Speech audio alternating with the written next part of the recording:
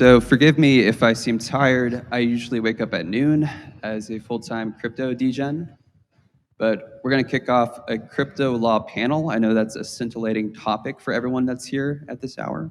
But before I go into my whole spiel about crypto law, legal engineering, LexDAO, and what we're doing in this space, and the so-called reveal of Holly, I wanted to invite Steve to talk a little bit about how he's experienced this space. You joined, I think, a couple months ago. You're, full-time DAOist now. And how do you see crypto law? Has it been painful? And how can we help with that pain? Isn't law always painful? Yeah, it's good medicine. Yeah. So I entered the DAO space probably in the spring of last year, and started a small DAO we called it DAOists at the time. Now it's called DAO Planet. And in the journey, found and became really familiar with and friendly with folks like LexDAO, and learning about the problems that different people were solving in the space. So I really appreciate everything that LexDAO brings to the community, and they've helped me out definitely navigating some things with multiple projects I'm working on. So really excited that Ross is joining us this morning, and finding ways to simplify the legal process, I would say, for all organizations. I see that every organization, my vision, and I think it's held by many, is that every organization at some point in the next 10 years will be incorporating DAO principles and Web3 tools if they want to stay competitive in the marketplace. And this is really a disruptor. What we have the opportunity to do is a huge disruption, coming from an entrepreneurial startup background, starting many companies, working in every capacity, legal, and removing the friction of a lot of the legal aspects of what we do today is a welcome service. So I really appreciate you and everybody in LexDAO and everybody else working in the space to build public goods that can help us do that.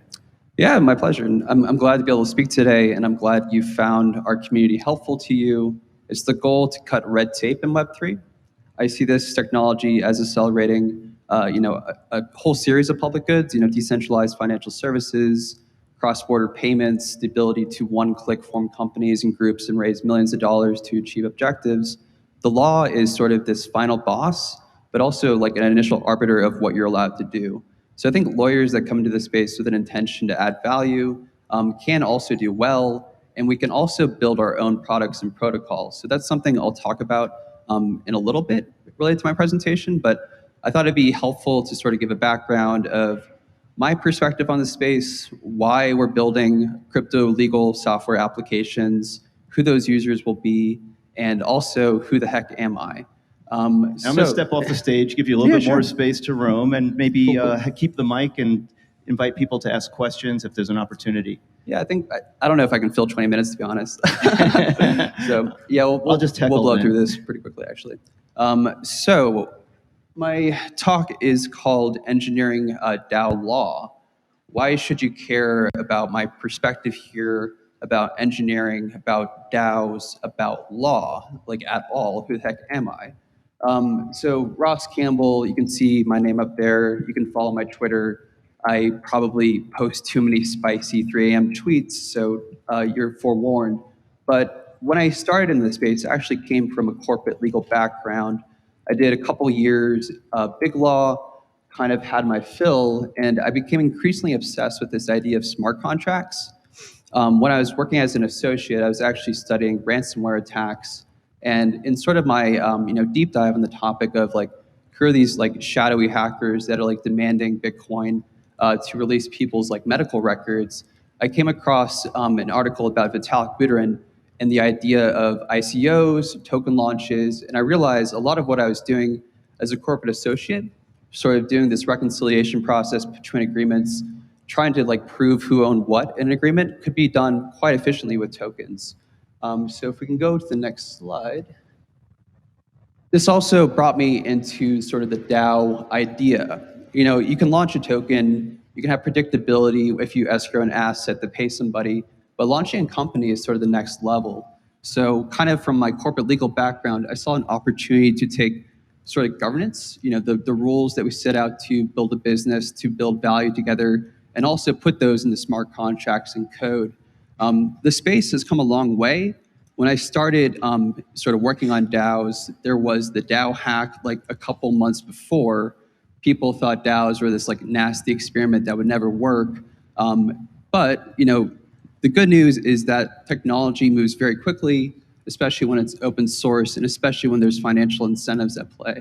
So at the moment, there's more than 9 billion assets or dollars worth of assets locked into DAO smart contracts.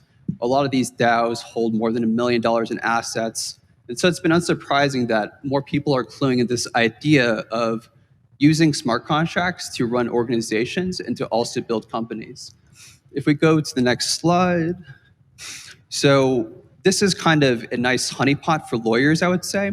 Like, we are already trained to think, we already provide legal advice to startups and to groups on how to structure commitments and how to do fundraising and how to build companies. So lawyers, they can see the value proposition here. And sort of part of my venture into the space was working for a project called Open Law through the Consensus Venture Studio. And sort of the early ideas that we saw was like, there's these common sense legal liabilities associated with doing any sort of financial transactions as a group. If you're going into battle or doing a duel, it's very wise to not let your opponent choose your armor. So our encouragement to the space for people that are raising money or launching DAOs was to add a legal wrapper. And we started pretty modestly with an LLC based in Delaware to launch the LAO project, which is an investment club. Metacartel Ventures also followed that format. Raid Guild, who LexDAO has worked with, has a Delaware LLC to run a services guild. And then we've also seen protocols sort of warm up to the idea of limiting their liability or having predictability about taxation. ENS Foundation is based at the Caymans, and IDLE, and I think David Kerr is actually advising them, is forming an unincorporated nonprofit association. So I would say DAO law is coming of age, and people are understanding that, there's this range of risk involved with using smart contracts. You can't completely program everything away, but the law is a tool in the toolbox to sort of handle these things in a predictable manner. If we could go next. Yeah. What are lawyers doing for DAOs? So basically, DAOs are just like any other client. It's a group of people that are using DAOs to account for their assets, to vote, to make financial decisions. And lawyers are helping them form companies. They're helping them fundraise, providing token warrant agreements. And they're basically also trying to provide conflict resolution procedures. I think these things are still a little bit nascent and still need to be developed. But lawyers are sort of coming into the space and I think providing sort of tactical and strategic help to make DAOs run a bit more efficiently. And like I said, allow startups and DAOs to choose their own armor. If we could go next. But it's sort of, sorry, my voice just cracked. It's sort of my understanding, though, as a software engineer, in addition to a corporate attorney, that a lot of what lawyers are doing right now can be automated. We can automate, document creation, e-signing agreements as DAOs or between DAO members. And sort of my study of the space and through the Open Law project, through LexDAO, I've realized that there is a fair bit of lawyer extractable value. And if we can sort of, follow the principles of Web3, if we can understand how we can cut out middlemen, I think lawyers can actually upgrade their role. Let lawyers be lawyers is basically the idea that, we're not in the best, value add position if we're just being, document monkeys, if we're, just doing filings. Lawyers are strategic advisors, and they will be able to help DAOs through their life cycle and be sort of like partners. And I think that's kind of the direction that I think automation will push lawyers in. Even if it's not super popular to start, I think a lot more people and a lot of people that are joining LexDAO see this as sort of the end destination and lawyers becoming also coders. If we go next. So that's basically the position of LexDAO. We are a group of lawyers. We're also engineers. We build software products. We provide consultation to DAOs and to Web3 founders.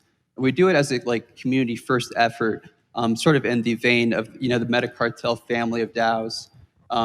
We've open sourced a legal library. We've open sourced a smart contract library as well. And kind of the arc that I see is we should have products that work for us, for LexDAO clients, but these should also be public goods that make it more efficient to do exactly what I was just talking about, to deploy DAOs, to program smart contracts, but to also limit the liability in the ordinary sort of legal, day to day. If you could go next. So that's kind of why we invoked and summoned Kali. And if I could, pause for a second and give a bit of background on like why we called it Kali, there is a sort of occult aspect to DAOs. If you guys have watched this space, you know about the Moloch DAO framework. You know about maybe the Gnosis Guild Zodiac framework. So kind of we leaned into the memetics of the space.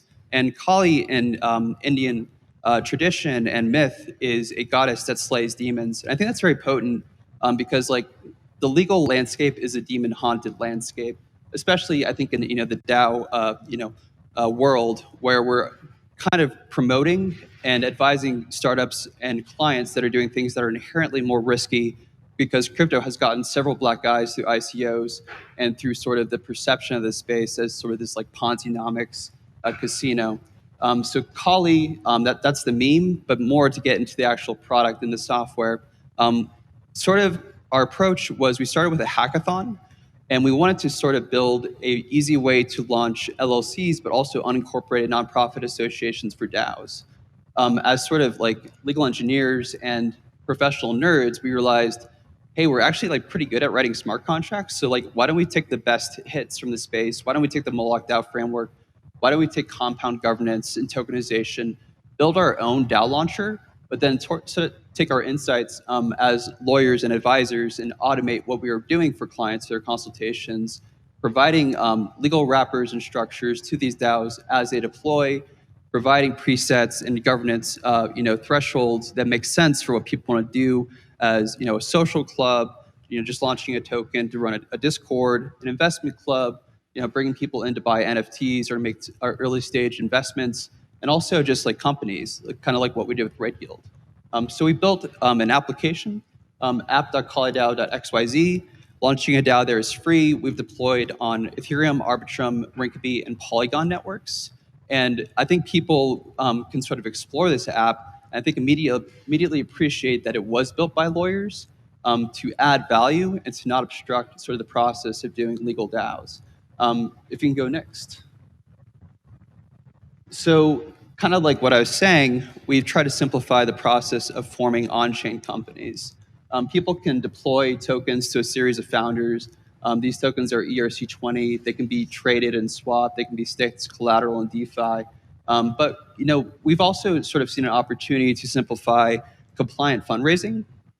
So one thing that we've done with our sort of early backers in C Club was we got a bunch of angel investors together.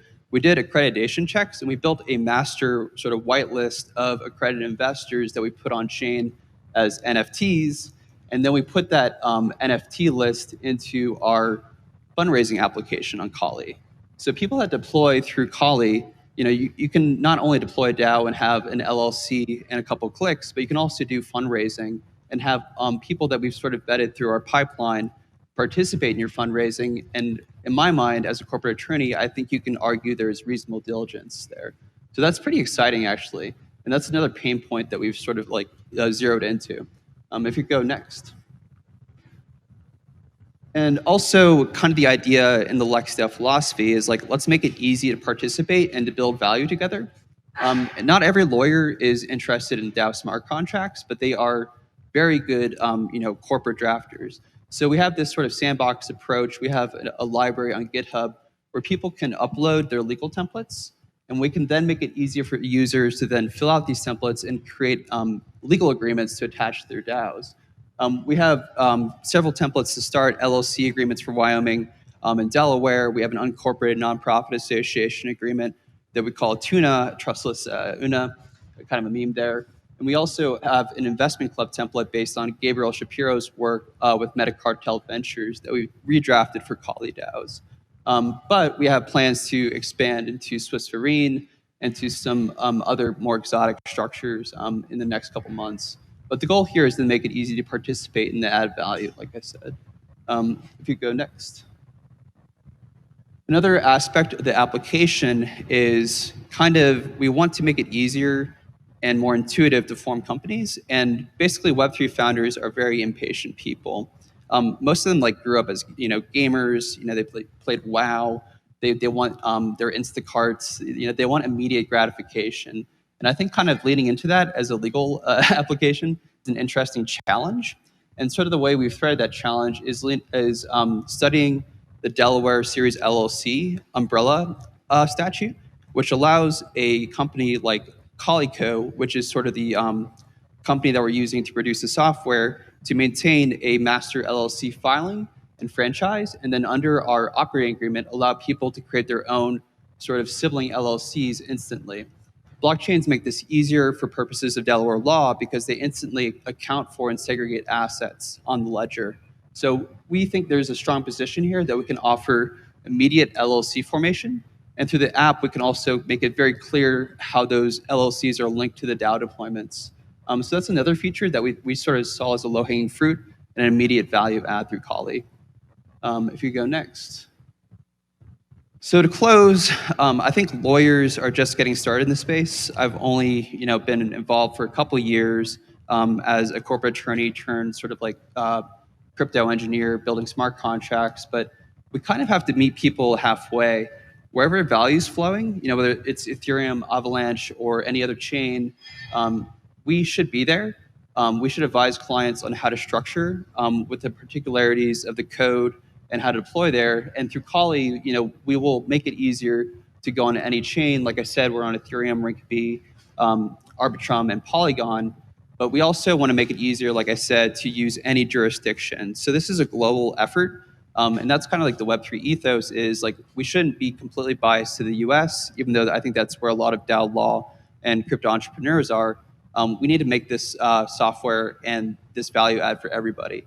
So I think that's the next adventure for a lot of DAO people, and also for LexDAO is like, how do we make it easier for founders on any chain and on any jurisdiction to sort of protect themselves and to choose their own armor? That's kind of my presentation. But I do welcome people to check out the app. It's launched, it's live, app.kalidao.xyz. In my opinion, it works pretty well. And people are welcome to join our Discord and give us feedback and become sort of our early tester group. Thank you for your time. I know we have Jeff Costello following. There for Ross Campbell. Thank you. Thank you.